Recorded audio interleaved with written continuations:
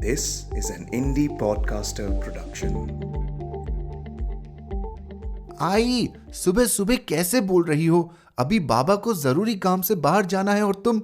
अरे दूध ही तो गिरा है, एक दिन प्रकाश को नहीं मिलेगा पीने को, और क्या होगा? दीदी ने जानबूझकर यह बात रोज वाली अपनी आवाज से ज्यादा जोर की आवाज से कही थी, जिससे मैं उठते ही रोज की तरह दूध की मांग न कर बैठूं। आप सुन रहे हैं कहानी जानी अनजानी पीयूष अग्रवाल के साथ। चलिए आज की कहानी का सफर शुरू करते हैं।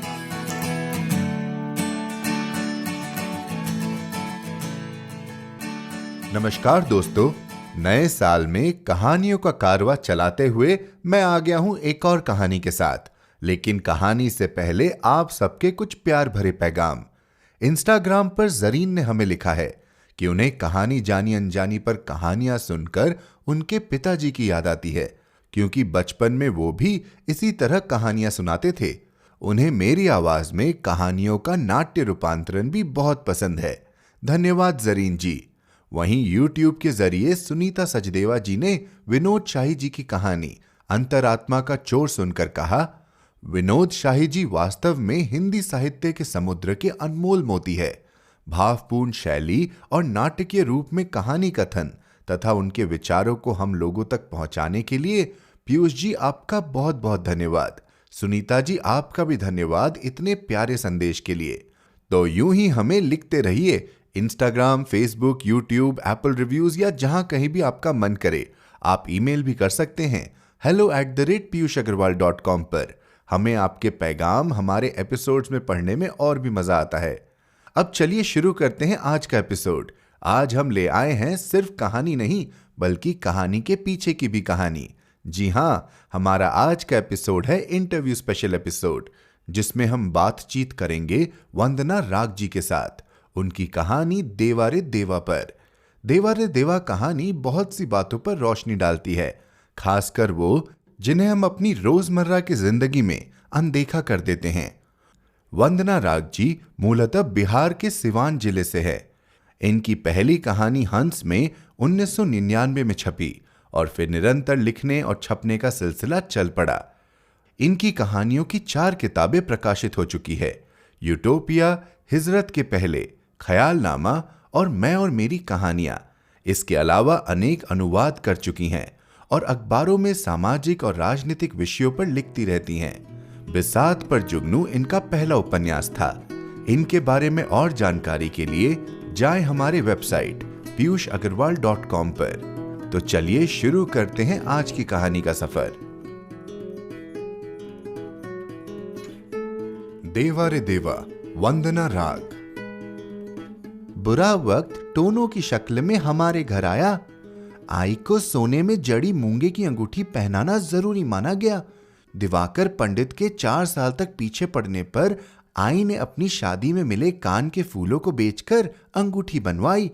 उस दिन मैं भी आई के साथ नागपुर गया था, उसके कान फूल बेचने और फिर 1 हफ्ते बाद अंगूठी लेने।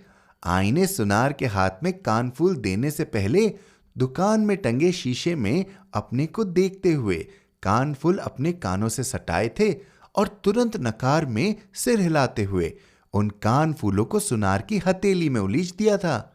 आई को सुंदर लगने से ज्यादा बाबा की परवाह सता रही थी, क्योंकि उस दोपहर बस से गांव वापस लौटते वक्त आई ने मेरे अध खाए केले में से एक टुकड़ा मांग कर खाया था और गहरी सांस भरकर बोली थी, अब इसी का भरोसा है बाबू। दिवाकर पंडित का मानो तो मेरे अंगूठी पहनने से तेरे बाबा का कष्ट कम हो जाएगा। क्या अंगूठी पहनने से कापूस बढ़िया उगने लगेगा आई?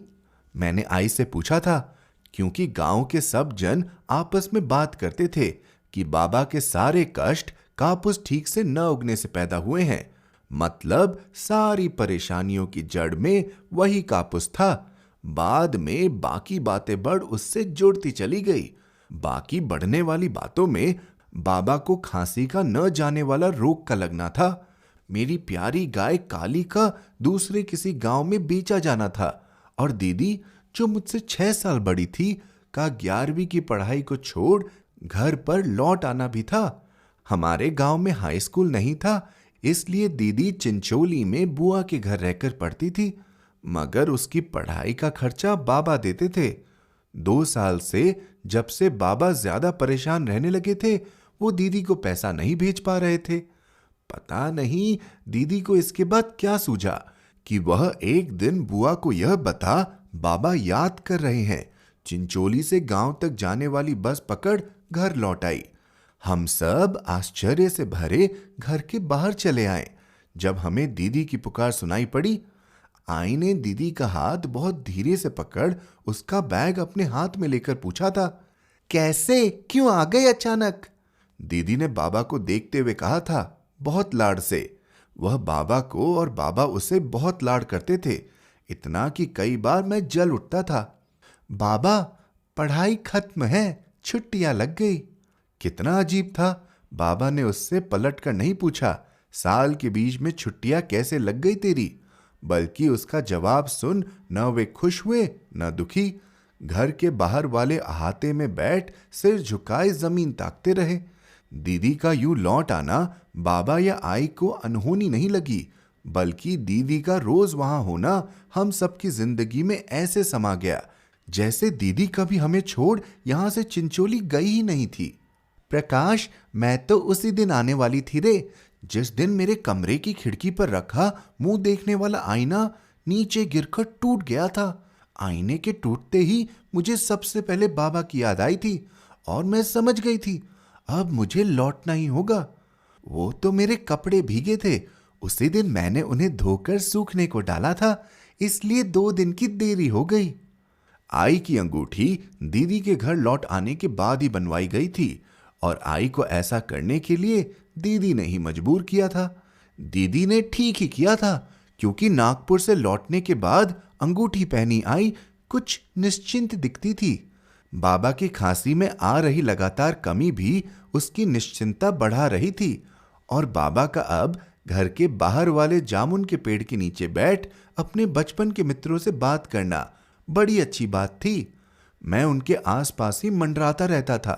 वहीं मैंने उनके बचपन के मित्र दत्ता पाटिल, हीरामन शिंदे, ढोंडू सावंत को बारिश न होने की बातें, सरकारी मुआवजा और कर्ज की बातें और कापूस बेहतर उगाने की तकनीकों के बारे में भी बातें करते सुना था। अपने बचपन के मित्रों से इस तरह बात करने पर बाबा की हिम्मत कुछ बढ़ी हुई दिखलाई पड़ती थी। दीदी ने आई से इस बारे में एक दिन कहा भी था, आई, दिवाकर पंडित का बताया उपाय तो कुछ रंग ला रहा है। बाबा का चेहरा तो देख, अब उतना काला भी नहीं लग रहा है ना? हाँ, आई ने उसी दबी हुई खुशी के साथ कहा था जिसे देखने की हमें आदत पड़ती जा रही थी। जिस दिन बाबा के बचपन के मित्र सुबह सुबह हमारे घर आए थे, बाबा को बुआ के घर वाले शहर चिंचोली ले जाने। उसी दिन दूध वाले से खरीदा गया आधा लीटर दूध चूल्हे पर रखा रह गया था और उफन उफन कर पूरा बिखर गया था। मैं गाड़ी नींद से उठकर बैठ गया था, क्योंकि आई की पीड़ा भरी तड़प वाली आवाज मेरे कानों में पड़ी थी। इतने में दीदी आई के पास दौड़ी हुई आई थी और आई को डांटते हुए बोली, आई, सुबह सुबह कैसे बोल रही हो? अभी बाबा को जरूरी काम से बाहर जाना है और तुम, अरे दूध ही तो गिरा है, एक दिन प्रकाश को नहीं मिलेगा पीने को, और क्या होगा? काली के जाने के बाद उसको तो दूध की वैसी आदत भी नहीं।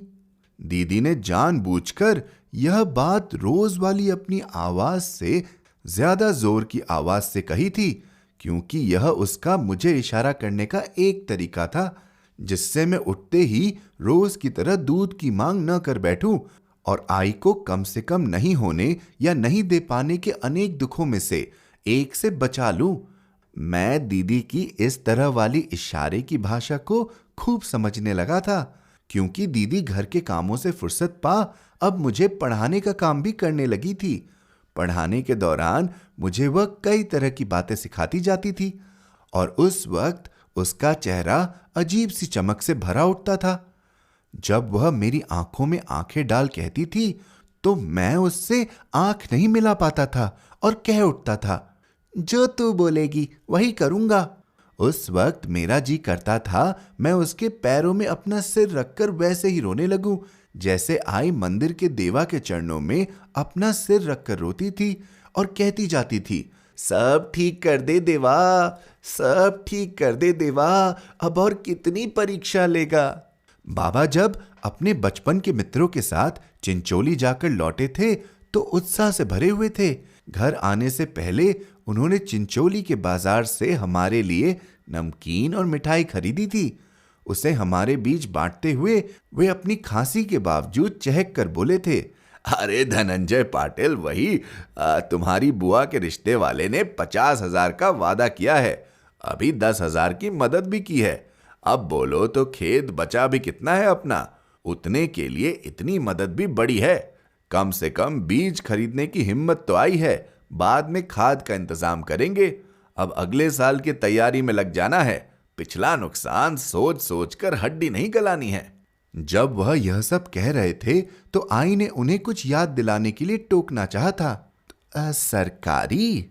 तो उन्होंने आई की बात बीच में ही काट कर कहा था, धनंजय पाटिल भरोसे का आदमी है, सभी मित्रों की यही राय है, एक राय है यह, सभी यही कर रहे हैं, हम सब कापूस उगाएंगे। दीदी को न जाने क्यों उस क्षण बाबा पे बहुत सारा लाड़ उमड़ आया। वह बाबा की सिमट गई छाती में पुरानी चौड़ाई तलाश कर उनके गले लग गई और लगभग रुआसी आवाज में बोली, बाबा इन पैसों में से कुछ बचाकर एक बार खांसी की दवा करा लो। बाबा मुस्कुरा दिए थे और दीदी आई के कान के पास जाकर बोली थी, देखा अंगूठी का कमाल, बाबा इतना बड़ा काम कराए और तुम बिखर गए दूध की शंका लिए रोती थी। उस दिन हमारे घर में धैर्य और निश्चिंता के विशाल पक्षी ने अपने पंख पसार दिए थे और दीदी और मैं उस पक्षी के पंखों पर चढ़ उड़ने लगे थे। मगर वही अंगूठी जिसे आई और दीदी हमारे कठिन दिनों का रक्षा कवच मान रहे थे, एक दोपहर आई को अपने दाएं हाथ की चौथी उंगली में नजर नहीं आई।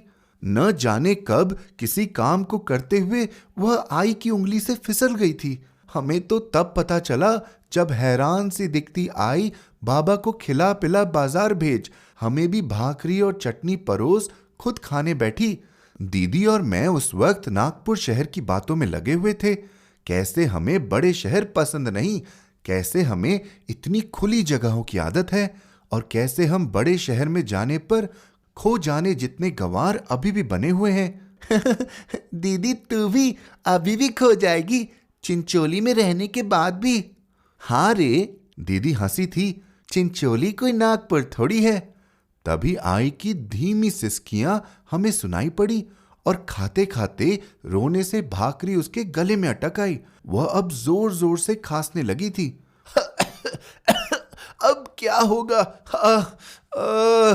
अब मैं क्या करूंगी?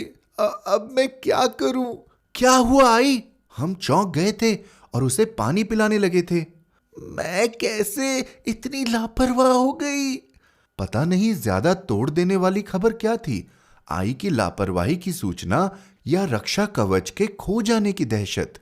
हम तुरंत चक्कर घिन्नी की तरह नाच नाच आई की अंगूठी ढूंढने में लग गए थे, मगर हमें अंगूठी नहीं मिली थी। हम थककर अपनी हार से परास्त सो गए थे और उस रात जब बाबा घर लौटकर आए थे तो उन्हें पता भी नहीं चल पाया था कि उनकी सुरक्षा के लिए किया गया सबसे महंगा उपाय अब आई के हाथों में नहीं था। जल्द ही कापूस की बुआई के दिन आ गए और दीदी ने आई को सारी शंका दबाकर बाबा की हिम्मत बढ़ाने को कहा। गर्मियों के उन दिनों में दीदी और मैंने भी बाप की खेत में खूब मदद की और बाद में भी वहां जाकर घंटों डेरा डाले, कापूस के पौधों के बढ़ने का इंतजार करने लगे, जैसे हमारे वहां बैठने से कापूस के पौधे अपने समय से पहले ही बढ़ जाएंगे। जब बारिश आने के दिन आए तो बाबा फिर उत्साहित हो खाद खरीदने का मन बनाते हुए चिंचोली गए। उस दिन जब दीदी और मैं अपने बढ़ते पौधों को देखने खेत गए तो देखा खेत की बांध पर किसी ने नींबू मिर्ची लाल कुकुम लगाकर फेंक दिया था।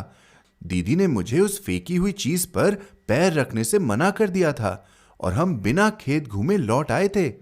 उसके बाद दीदी मंदिर गई थी और खेत की बांध पर पड़ी बुरी चीज की बुरी शक्ति को खत्म करने की प्रार्थना करने लगी थी। उसी दिन जब बाबा घर लौटे थे तो उनकी हालत देख हम घबरा गए थे। उनकी आंखें लाल थी, खांसी बढ़ी हुई थी और वे धीरे धीरे चलते हुए अपनी चारपाई पर पड़ गए थे। हमारे बहुत पूछने पर उन्होंने बताया था, चिंता की कोई बात नहीं, थकान ज्यादा हो गई है। इस पे दीदी ने उन पर लाड़ से गुस्सा कर कहा था ना डॉक्टर को दिखा दो। दिखाया था।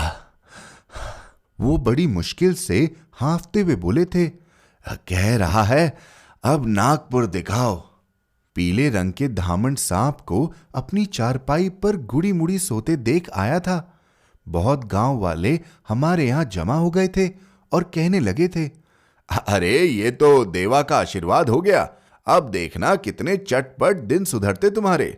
मगर उसी के बाद बाबा काली को दूसरे गांव बेच आए थे और काली के रहने वाली जगह एकदम खाली हो गई थी।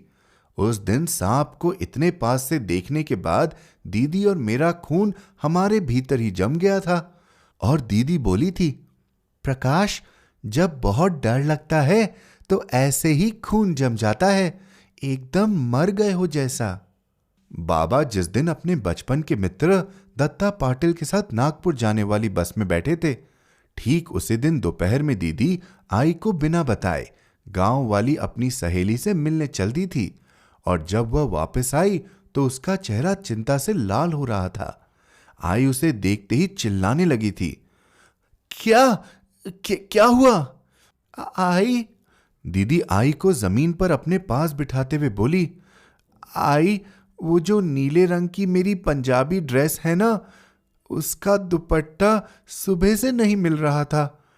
मुझे लगा कहीं गलती से मेरी सहेली तो नहीं ले गई। मैं वही ढूंढने उसके घर निकल गई थी। आई मगर दुपट्टा उसके पास नहीं था। वो तो उसके घर जाने वाले रास्ते पे जो सूखा कुआं पड़ता है ना, जहां बरगद का पेड़ है, वही आई वो पेड़ पर झूल रहा था। उसमें किसी ने बाजार में बिकने वाली पानी की बोतल को टांग फंदा कस दिया है। ये कैसी बात हुई आई?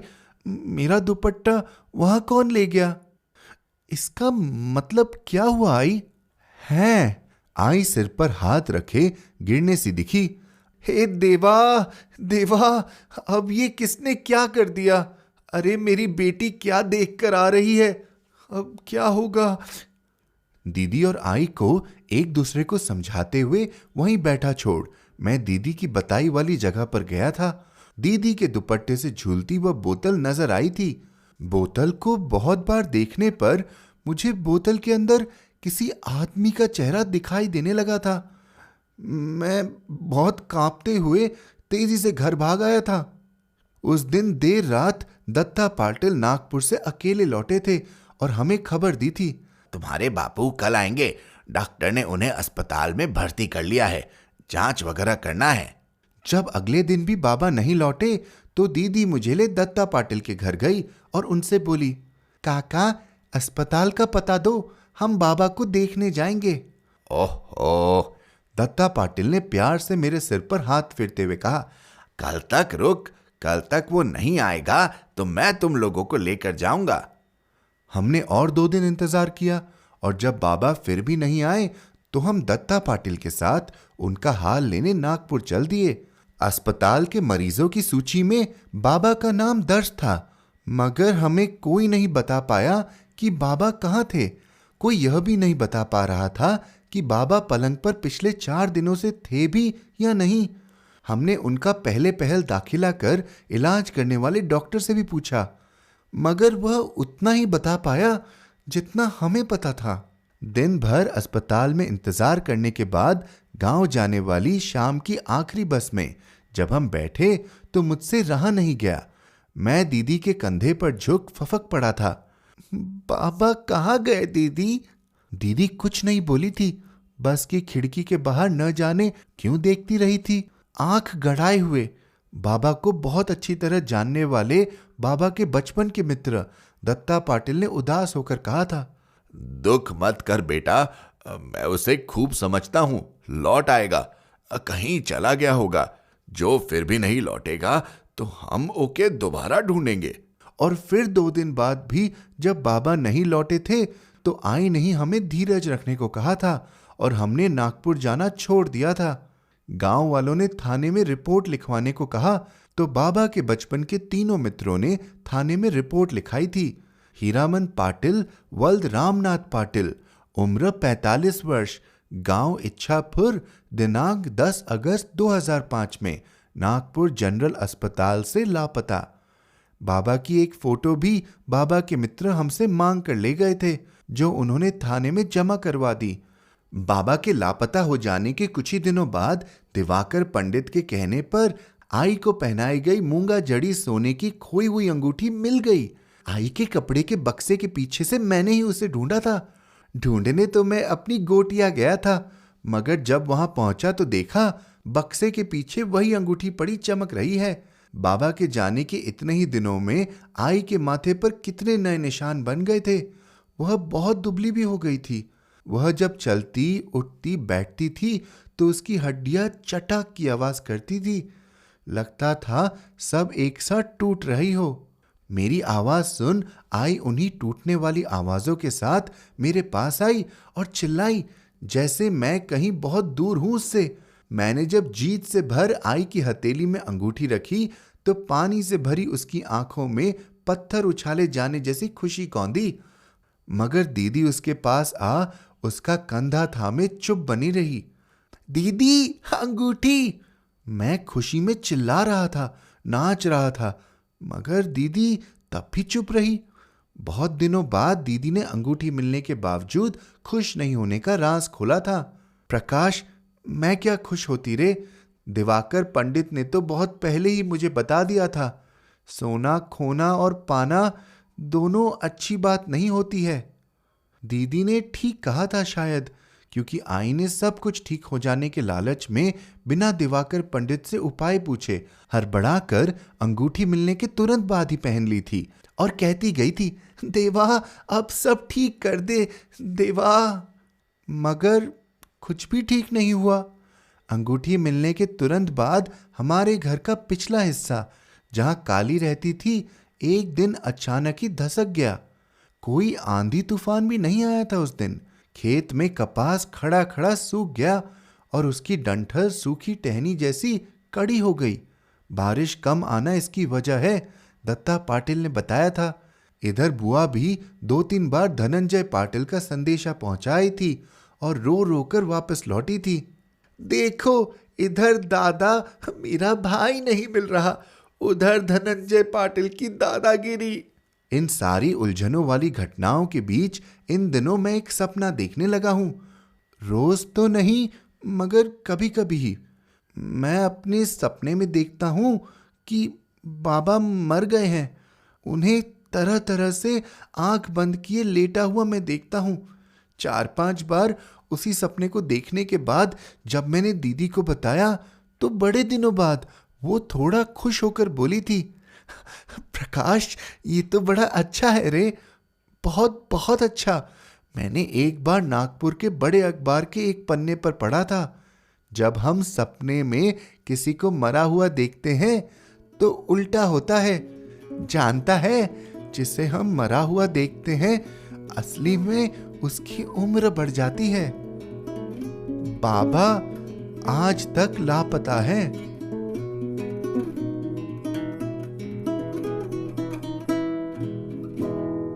तो अभी जो आपने कहानी सुनी वो थी देवा रे देवा।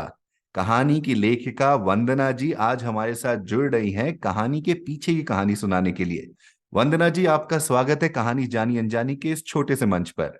बहुत धन्यवाद, बहुत धन्यवाद। तो वंदना जी, सीधे मुद्दे पर आते हैं। देवा रे देवा नाम से ही भाई कहानी में बहुत ही एक इंटरेस्ट, एक रुझाव आ जाता है और कहानी सुनने के बाद तो और भी ज्यादा अच्छा लगता है, क्योंकि मुझे यकीन है कि कोई शीर्षक सुन के नहीं सोचेगा कि भाई ये कहानी इस बारे में होगी। तो थोड़ा अगर आपसे पूछा जाए ये कहानी का स्रोत क्या है, कहानी आपने कब लिखी और कहाँ से जन्म हुआ इस कहानी का? कहानी मुझे लगता है 15 साल पहले की है। इसका जन्म होता है उन अखबारी घटनाओं को पढ़कर, जहां मुझे पता चलता है कि किसान जो हैं बहुत सारे आत्महत्या कर रहे हैं। अच्छा। बाई चांस जिस जिस दौरान ये कहानी का बीज जन्म ले रहा था, मैं कहीं एक ऐसी जगह में रहती थी जो नागपुर के बिल्कुल पास है। हम्म। अब नागपुर शहर, आपको पता है, विंध्य प्रदेश जो है, वहां पर किसानों ने बहुत आत्महत्याएं की थी। तो ये बात मुझे बहुत ज्यादा डराती थी शुरू शुरू में, और मुझे लगता था कि कोई आत्महत्या कर कैसे सकता है। उसके बाद खबरें आने लगी कि मास बेसिस पे किसान जो है आत्महत्या कर रहा है। मतलब एक नहीं, कई सारे किसान एक साथ तय करते हैं, आज यहाँ हुआ, आज वहां हुआ। तो वो एक बहुत जैसे मीडिया की आदत होती है कि एक घटना अगर बहुत घटनाओं में बदल जाती है तो बहुत आम सी चीज बन जाती है। हम्म। लेकिन वो मुझे हॉन्ट करती रही बहुत दिनों तक। फिर मैंने सोचा कि मुझे इसके बारे में और जानकारी प्राप्त करनी चाहिए। तो मैंने कोशिश की, पी साईनाथ का एक आर्टिकल है बहुत famous, everyone loves a good drought करके। तो मैंने कहा जरा इसे पढ़ा जाए। और जब पढ़ना शुरू किया धीरे धीरे, फिर मैं घुसती चली गई उस इशू पे। और फिर मुझे लगने लगा कि ऐसे किसानों के बारे में कैसे मैं लिख सकती हूँ। मैं चूंकि पत्रकार हूँ नहीं, हम्म। अखबारी रपट नहीं लिख सकती हूँ। तो चूंकि विषय बहुत मुझे हॉन्ट करता था, तो मुझे लगा कि एक परिवार जो छूट जाता है या रहता है जो इर्द गिर्द उस किसान के, उसकी कहानी लिखनी चाहिए। बहुत ही खूब, बहुत ही खूब। और किसानों के साथ साथ एक और बात जो कहानी में आपने बहुत ज्यादा हाईलाइट किया है, वो है अंधविश्वासों के बारे में, कि कैसे हम अंधविश्वासों के चक्कर में आकर अपने दिल को सुकून भी पा लेते हैं और वहीं अपने दिल की सारी सुकून खो भी लेते हैं। हम्म। तो ये बातें आपने क्यों कहानी में जड़ी? ये बहुत ही बढ़िया बात आपने पूछी है, क्योंकि इस बात को लेकर काफी लोगों ने मुझसे ये सवाल किया भी कि क्या इस तरह से क्या हम अंधविश्वास को प्रमोट कर रहे हैं। लेकिन ऐसा है नहीं। आप देखिए, ग्रामीण जीवन में क्या, बड़े शहरों में भी अंधविश्वास हम लोग को वही बात है कि सुकून देता है। कई बार कई बार हम्म। आप छींके हो तो फिर 2 मिनट रुक जाओ, पानी पियो, फिर सफर पे चलो। बिल्ली रास्ता काट गई तो गड़बड़ है, तो हम रुक जाते हैं। और दिल को ये संतोष और कॉन्फिडेंस मिलता है कि शायद अब चीजें सही होंगी। हम्म। तो अंधविश्वास आपको ठहर कर 1 मिनट रोकता भी है, सुकून भी देता है, और साथ में क्या कहूँ, मानसिकता में घुलकर वो आपको पिछड़ेपन की ओर भी धकेलता है। हम्म। इसके साथ दोनों चीजें हैं। तो आप देखेंगे कि कहानी में मैंने अंधविश्वास इसलिए इस्तेमाल किए क्योंकि मुझे उसका कार्ड प्रस्तुत करना था। ऐसा नहीं था। मैं चाहती थी कि मैं कुछ लिखूं, क्योंकि वो जनमानस का एकदम घुसा हुआ है कि दूध हम्म। उबल गया है, अब आज तो कुछ गड़बड़ होगा। ठीक है। हाँ। तो लेकिन मुझे ये दिखाना है कि दूध उबल गया है, गड़बड़ हो रही है, लेकिन अंततः वो गड़बड़ नहीं हो रही है। तो अंत अंत तक जाकर मेरा बहुत मन था कि ये जो अंधविश्वासों की बातें हैं, जिसको लेकर भी ग्रामीण जीवन में हर जगह ये चीज आती है कि लोग अपना जीवन जीना छोड़ देते हैं और उसी के इर्द गिर्द घूमते रहते हैं। तो मैं ये कहानी के माध्यम से ये भी साबित करना चाह रही थी कि अंधविश्वास बिल्कुल सही चीज नहीं होती है। भले ही उसे मैं एक युक्ति के तौर पर इस्तेमाल करूं अपनी कहानी में। बिल्कुल। और आपने बहुत ही बखूबी इस्तेमाल किया है। लेकिन मैं ये भी कहना चाहूंगा कि मुझे कहानी पढ़ते समय ऐसा एक बार भी नहीं लगा कि अच्छा ये गांव की कहानी है इसलिए अंधविश्वास का इस्तेमाल है, क्योंकि हम भी शहरों में बड़े हैं लेकिन छोटे से हर तक किसी न किसी तरह के अंधविश्वास से घिरे रहते हैं। आज भी मम्मी बोलती है कि कलकत्ता आना है तो मंगलवार को नहीं आना, बुधवार को नहीं जाना। मतलब ऐसी कुछ बातें हैं जो मने में। और हाँ। शायद किसी किसी पॉइंट पे आकर आपने उससे उससे सवाल करना भी बंद कर दिया है, हाँ। क्योंकि आपको लगता है कि अगर कुछ गड़बड़ हो जाए, अगर कुछ प्रॉब्लम होगी तो फिर ये बातें जरूर दिमाग में घूमेगी, तो सबके मन के शांति के लिए उन्हें मान लिया जाए। हाँ। हाँ। तो आप जो कह रही हैं बिल्कुल सही बात है कि हमारे दिल को सुकून मिलता है, लेकिन मुझे ये भी लगता है कि अगर कभी कभी हम जो सोचते हैं अगर वैसा ना हो तो भी हम वो अंधविश्वास को पीछे छोड़ते नहीं है। हम कुछ और कारण अपने आप को बता देते हैं, अच्छा ये ऐसा नहीं हुआ क्योंकि वो नहीं हुआ होगा। सही बात कह रहे हैं। तभी मैंने कहा ना कि जनमानस में इतना एम्बेडेड है वो, हम्म। मतलब हमारी रोजमर्रा की जिंदगी से। हम्म। देखिए किसी जमाने में जब इस तरह के मुहावरे बने होंगे और वो साक्षात प्रयोग में आने लगे, जैसे हम्म। बिल्ली रास्ता काटना अच्छी बात है, लेकिन हुआ क्या, जैसे मेरे घर में भी बहुत सारी पालतू बिल्लियां हैं, तो अब हम उनके साथ जीते हैं तो हमें लगता है ये कितना बेमानी है, कितना बेकार है ये सोचना कि बिल्ली रास्ता काटेगी। अरे वो तो जीवन भर हमारे ऊपर ही लदी रहती है।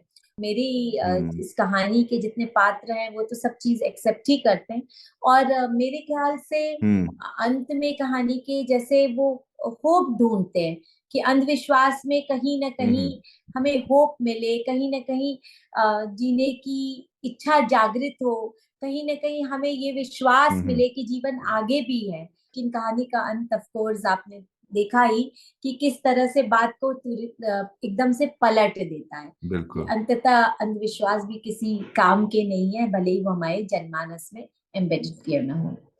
बिल्कुल बिल्कुल। अब हम जब अंत पर आ ही गए हैं, तो एज अ लेखक, एज अ राइटर, आप क्या चाहते हैं कि जो पढ़ रहे हैं, जो कहानी सुन रहे हैं, वो सोचे? तो चूंकि अब इतना सारा अंधविश्वास उस छोटे बच्चे के मन में भी भर दिया गया है कि ऐसा होगा वैसा होगा, और हर चीज उल्टा होता है, हम्म। मतलब कहानी में हर चीज उल्टी पड़ जाती है, तो अंत में ये एक गहरा क्या कहना चाहिए, फलसफा छोड़ के मैं जाना हम्म। चाहती हूँ कि भले ही वो कहती है कि मैंने पढ़ा है कि ऐसा है कि सपने ऐसे आते हैं, क्योंकि बच्चे की मानसिकता में उसका जो चेतन मन है, अंदर का जो सबकॉन्शियस है, हम्म। उसमें तो ये बात भर चुकी है कि बाबा है नहीं, तो इसीलिए उसको बार बार वो सपना आता है कि बाबा नहीं है, बाबा लेटे में ये है वो है। लेकिन फिर एक और अंधविश्वास एक होप के रूप में आता है कि नहीं नहीं, ऐसे पढ़ा था हम्म। कि जब हम जो हम्म। किसी के मरने की बात देखते हैं तो वो दरअसल आदमी की जिंदगी लंबी होती है, ये भी जनमानस का एक अंधविश्वास है। लेकिन अंतिम जो एक पंक्ति है कहानी की, जो कहते हैं कि बच्चे बड़े हो गए हैं और अब इस उम्र तक पहुंच गए हैं और फिर भी बाबा नहीं लौटते हैं, तो ये एक उदासी की बात तो है ही। मैं ये चाहती हूँ कि जो भी सुन रहे हैं श्रोतागण वो इस हम्म। बात को समझें कि बहुत दिल को सुकून देने के लिए हम इन चीजों में पढ़ते हैं और सोचते हैं कि सब ठीक हो जाएगा, बिल्कुल। लेकिन ठीक ठीक नहीं भी होता है, फिर भी आदमी जीवन जीना नहीं छोड़ता है। और ये एक दुख की बात है कि ऐसे लोग जो लापता हुए उस दौर में, वो कभी लौट कर नहीं आए। नहीं, बहुत खूब आपने एक ही कहानी में हमें एक परिवार के जरिए इतनी सारी बातें बतलाई है, इतनी सारे अलग अलग नज़ारे दिखलाए हैं, जो जो कहानी छोटी होने के बाद में भी जिस जो कहानी को इतनी खूबसूरत बना देती है। कहानी पसंद आई आपको, और उम्मीद है कि जिन श्रोताओं ने सुनी होगी उन्हें भी पसंद आएगी। इसके लिए एक लेखक बहुत सम्मानित महसूस करता है। तो ये तो हो गई कहानी की बातें। अब थोड़ा हम बात करना चाहेंगे आपके बारे में भी। तो वंदना जी, आपकी जो लिखने की जो जर्नी है, वो कहाँ से शुरू हुई और कैसे शुरू हुई? बचपन से ही मैं लिखने और पढ़ने की शौकीन थी। मुझे कहानी पढ़ना बहुत अच्छा लगता था, और ये वो जमाना था जब टेलीविजन जस्ट आ ही रहा था, मेरे स्कूल का जमाना जब था, तो सबके घरों में टेलीविजन होता भी नहीं था, तो बच्चे हम्म। जाते थे झुंड बना के कहीं और देखा करते थे। लेकिन मुझे इसके बावजूद टेलीविजन तो बहुत आकर्षित करता ही था, सभी को करता था जब नया नया आया था, लेकिन इसके बावजूद कहानी पढ़ना लिखना बहुत अच्छा लगता था। तो मैं वही टीचर्स के कहने पे एनुअल मैगजीन में लिख दो, इसमें लिख दो, यहाँ भेज देंगे बेटा तुम्हारा, इस तरह कर करके मैंने बहुत सारी चीजें लिखनी शुरू कर दी थी।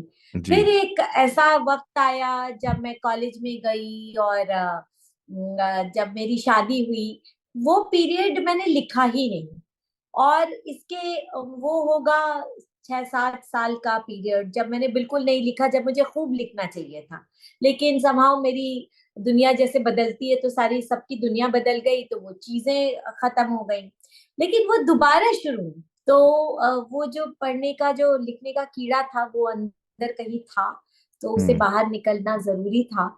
तो फिर मैंने लिखना शुरू किया, और मुझे लगता है 15 साल से कुछ ऊपर हो गए, बीच बीच में ब्रेक्स के साथ, लेकिन इधर मैं बहुत नियमित ढंग से लिखने लगी हूँ, और मैं समझ गई हूँ कि अगर नहीं लिखूंगी तो करूंगी क्या, क्योंकि अंदर इतनी बातें आती हैं, इतनी हम्म। बातें आती हैं। तो मैं उसको किस माध्यम से व्यक्त करूं। और मुझे लगता है लिखना एक ऐसी चीज है जो बचपन से चूंकि करती आई थी, तो उसमें बस थोड़ा बहुत और करना पड़ता है, और मैं बेहतर कर लेती हूँ। तो बस यही बात है। बहुत खूब। और मेरा तो ये मानना है कि कोई भी लेखक हो, चाहे वो किसी भी तरह की कहानी लिखे, उसे लिखना वो चाहिए जो उसे दिल को छूता है, जो उसे दिल को भाता है। बिल्कुल। तब कलम से जो कागज पर उतर के आता है वो एक तरीके का एक सच होता है। कल्पना ही है लेकिन फिर भी वो एक सच है। तो आखिरी सवाल जो वंदना जी आपसे ये पूछना चाहूंगा कि आजकल आप क्या लिख रही हैं, और कुछ ऐसा है जो आप हमारे सुनने वालों के साथ शेयर करना चाहेंगी? अभी 2020 में मेरा पहला उपन्यास आया, बिसात पर जुगनू, जो भारत और चीन के संबंधों पर आधारित है, और उसकी पृष्ठभूमि में इतिहास है। हालांकि पात्र सारे हमारे जैसे हाड़ मांस के लोग हैं, हम्म। और ये पीरियड है इसका 1840 से 1910 तक का है। तो हम्म। बैकग्राउंड हिस्टोरिकल है इसका, लेकिन वो प्रेजेंट के साथ डायलॉग करता है। और मुझे ऐसा लगता है कि कोई भी कृति मैं वही बेहतर लिख पाती हूँ जहां मैं अपने प्रेजेंट को भी टटोल पाती हूँ, उस पर सवाल उठा पाती हूँ। तो अभी मैं दूसरा उपन्यास मतलब लगभग पूरा हो चुका है मेरा, अरे वाह। और मैं उसकी एडिटिंग कर रही हूँ। और उसका शीर्षक है सरसों के फूल। और वो जल्द अगर सब ठीक रहा तो फरवरी में आ जाएगा। बहुत खूब। मेरा तो मानना ही है कि उपन्यास एक ऐसा जरिया है जो आपको कहानी में काफी गहराई तक ले जाता है, आपको किरदार के पास ले जाता है। तो जो भी वंदना जी के जो लेख हैं और जो उपन्यास है वो हम हमारे शो नोट्स में जरूर शेयर करेंगे। वंदना जी, इसी के साथ आपका शुक्रिया करना चाहूंगा कि आपने हमारे लिए समय निकाला, इतनी प्यारी कहानी लिखी और साथ में हमारे साथ इतनी सारी बातें की। धन्यवाद। बहुत बहुत धन्यवाद पीयूष, आपका भी बहुत बहुत धन्यवाद। आपने मुझे अचानक से ढूंढा, पढ़ा, सराहा, इसके लिए आपका बहुत बहुत धन्यवाद। शुक्रिया। तो कैसा लगा आपको आज का एपिसोड? हमें ईमेल करके बताएं hello@piyushagarwal.com पर। आप जहां कहीं भी हमें सुन रहे हैं, सब्सक्राइब बटन पर क्लिक जरूर करें ताकि आप हमारी कोई भी कहानी मिस न कर जाएं। साथ ही एप्पल पॉडकास्ट और स्पॉटिफाई पर हमें रिव्यू और रेटिंग देना न भूलें। मिलते हैं अगले शुक्रवार एक और कहानी के साथ। कहानी जानी अनजानी पॉडकास्ट में अपना योगदान देने के लिए जाएं piyushagarwal.com पर और सपोर्ट द शो लिंक पर क्लिक करें। ये पॉडकास्ट आपके ही योगदान का नतीजा है। आज के एपिसोड की प्रोड्यूसर हैं देवांशी बत्रा। आप सुन रहे थे कहानी जानी अनजानी पीयूष अग्रवाल के साथ, जो कि इंडी पॉडकास्टर की एक पेशकश है। तो हम आपसे मिलते रहेंगे हर शुक्रवार। तब तक के लिए अपना ध्यान रखिए, स्वस्थ रहिए और मुस्कुराते रहिए।